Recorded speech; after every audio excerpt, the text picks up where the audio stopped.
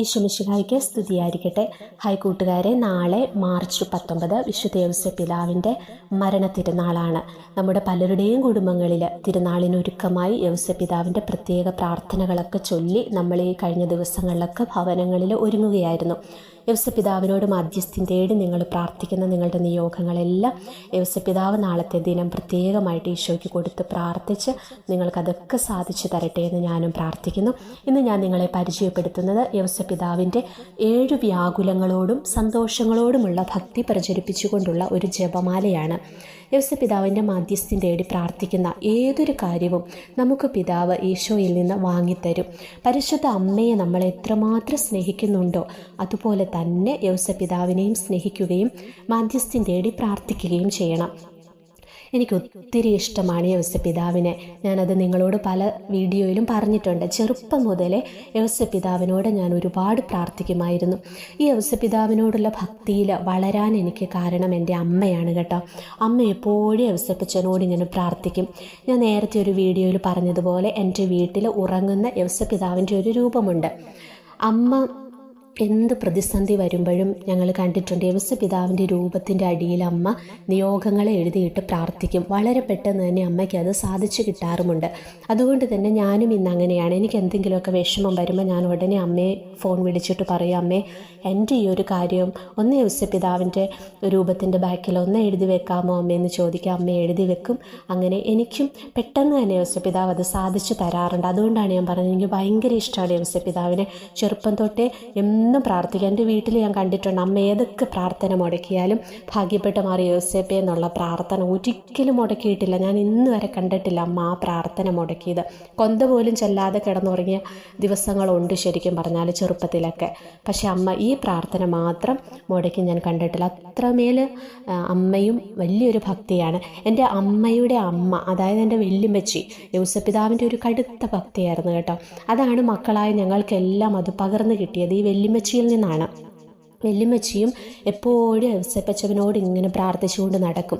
അപ്പോൾ പിതാവിനോടുള്ള സ്നേഹം കൊണ്ട് അമ്മ ഇങ്ങനെ എപ്പോഴും വല്യമ്മച്ചി മക്കളോടൊക്കെ ഇങ്ങനെ പറയുമായിരുന്നു, നിങ്ങൾ നോക്കിക്കോ, യൗസേപ്പ് പിതാവിൻ്റെ മരണദിനത്തിൽ തന്നെ യൗസേപ്പ് പിതാവ് വന്ന് എന്നെ സ്വർഗത്തിലേക്ക് കൂട്ടിക്കൊണ്ടു പോകുമെന്ന്. അത് വല്യമ്മച്ചിയുടെ വലിയൊരു ആഗ്രഹമായിരുന്നു കേട്ടോ.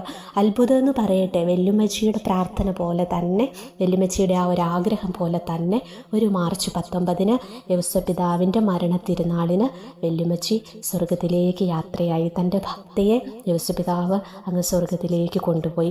അപ്പം നാളെ എൻ്റെ വല്യമ്മച്ചിയുടെ മരിച്ചതിൻ്റെ ഓർമ്മ ദിനം കൂടിയാണ് കേട്ടോ. യൗസേപ്പ് പിതാവിനോടുള്ള ഭക്തിയെക്കുറിച്ച് പറഞ്ഞു വന്നപ്പോൾ ഞാനിങ്ങനെ ഇത്രയും അങ്ങോട്ട് പറഞ്ഞു പോയെന്നേ ഉള്ളൂ. അപ്പം നമുക്ക് യൗസേപ്പ് പിതാവിൻ്റെ 7 വ്യാകുലങ്ങളെയും സന്തോഷങ്ങളെയും ധ്യാനിച്ച് എങ്ങനെ പ്രാർത്ഥിക്കാമെന്ന് നോക്കാം. 16-ാം നൂറ്റാണ്ടിൽ വിശുദ്ധ യൗസേപ്പ് പിതാവിനായി 7 സ്വർഗസ്ഥനായ പിതാവെ ചൊല്ലുന്ന ഒരു ഭക്തി ആവിർഭവിച്ചു. പിന്നീട് അത് യൗസേപ്പ് പിതാവിൻ്റെ 7 വ്യാകുലങ്ങളോടും സന്തോഷങ്ങളോടുമുള്ള ഭക്തി എന്നറിയപ്പെടാൻ തുടങ്ങി. ഇന്ന് കാണുന്ന രീതിയിൽ ഈ ഭക്തി രൂപപ്പെടുത്തിയത് റിഡംപ്റ്ററിസ്റ്റ് സഭാംഗമായ ഇറ്റാലിയൻ വൈദികൻ വാഴ്ത്തപ്പെട്ട ജെന്നാരോ സാർനെല്ലിയാണ്. ഈ ഭക്തി രൂപപ്പെടാൻ കാരണമായി സഭാ പാരമ്പര്യത്തിൽ രേഖപ്പെടുത്തിയിരിക്കുന്ന ഒരു സംഭവമുണ്ട്. അതിങ്ങനെയാണ്. ഫ്രാൻസിസ്കൻ സന്യാസ സഭയിലെ 2 പുരോഹിതന്മാർ ബെൽജിയത്തിലെ ഫ്ലാൻഡേഴ്സ് തീരത്തേക്കുള്ള കപ്പൽ യാത്രയിലായിരുന്നു. 300 യാത്രക്കാരുമായി നീങ്ങിയ കപ്പൽ കൊടുങ്കാറ്റിലകപ്പെട്ടു. കപ്പൽ തകർന്നു. 2 വൈദികർ 3 രാത്രിയും പകലും ഒരു തടിക്കഷ്ണത്തിൽ കയറി കടലിലൂടെ ഒഴുകി നടന്നു. ജീവൻ നഷ്ടപ്പെടുന്ന ആദിയിൽ ആ 2 വൈദികർ വിശുദ്ധ യൗസേപ്പ് പിതാവിൻ്റെ സഹായം അപേക്ഷിച്ചു. 3-ാം ദിവസം ഒരു മനുഷ്യൻ അവരുടെ സമീപം വന്നു. തിളങ്ങുന്ന മുഖമുണ്ടായിരുന്ന ആ മനുഷ്യൻ അവരെ ആശ്വസിപ്പിക്കുകയും ഒരു തുറമുഖത്തിലേക്ക് അവരെ നയിക്കുകയും ചെയ്തു.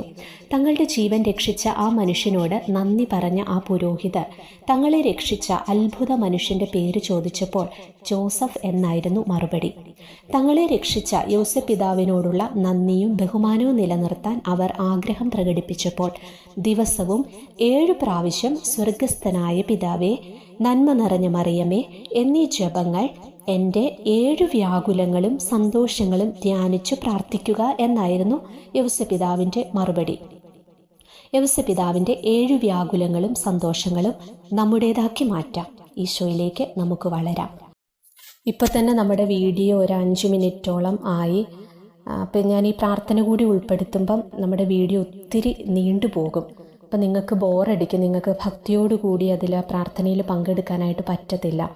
അപ്പം നമുക്ക് പ്രാർത്ഥന തന്നെയായിട്ട് എന്നാൽ നാളെ യൗസപിതാവിൻ്റെ തിരുനാൾ ദിനത്തിൽ ഞാൻ അപ്ലോഡ് ചെയ്യാം. യൗസപിതാവിൻ്റെ 7 വ്യാകുലങ്ങളോടും സന്തോഷങ്ങളോടുമുള്ള ഭക്തിയെ സൂചിപ്പിച്ചുകൊണ്ടുള്ളൊരു ജപമാല പ്രാർത്ഥനയാണത്. നമുക്ക് നാളെ ഇടാം.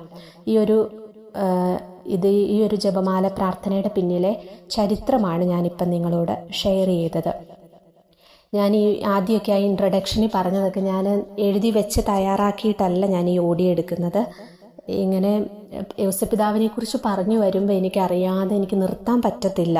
അത്രമേൽ എനിക്ക് ഉള്ളിൽ പിതാവിനോട് സ്നേഹമുള്ളത് കൊണ്ടും ഒരുപാട് പിതാവിൻ്റെ മാധ്യസ്ഥ്യം തേടി പ്രാർത്ഥിച്ചപ്പോൾ ഒത്തിരി കാര്യങ്ങൾ എനിക്ക് എൻ്റെ ലൈഫിലൊക്കെ സാധിച്ചു കിട്ടിയിട്ടുണ്ട്. അതുകൊണ്ട് തന്നെ ഈ പെട്ടെന്ന് നിയോഗങ്ങൾ സാധിച്ചു കിട്ടുന്നതായിട്ട് തോന്നിയിട്ടുണ്ട് യൗസപിതാവിൻ്റെ മാധ്യസ്ഥ്യം തേടി പ്രാർത്ഥിക്കുമ്പോൾ. അപ്പോൾ ഞാൻ പറഞ്ഞു വന്ന് പറയാതെ എൻ്റെ വെല്ലുമ്മച്ചിയൊക്കെ ഞാൻ ഓർമ്മ വന്നു.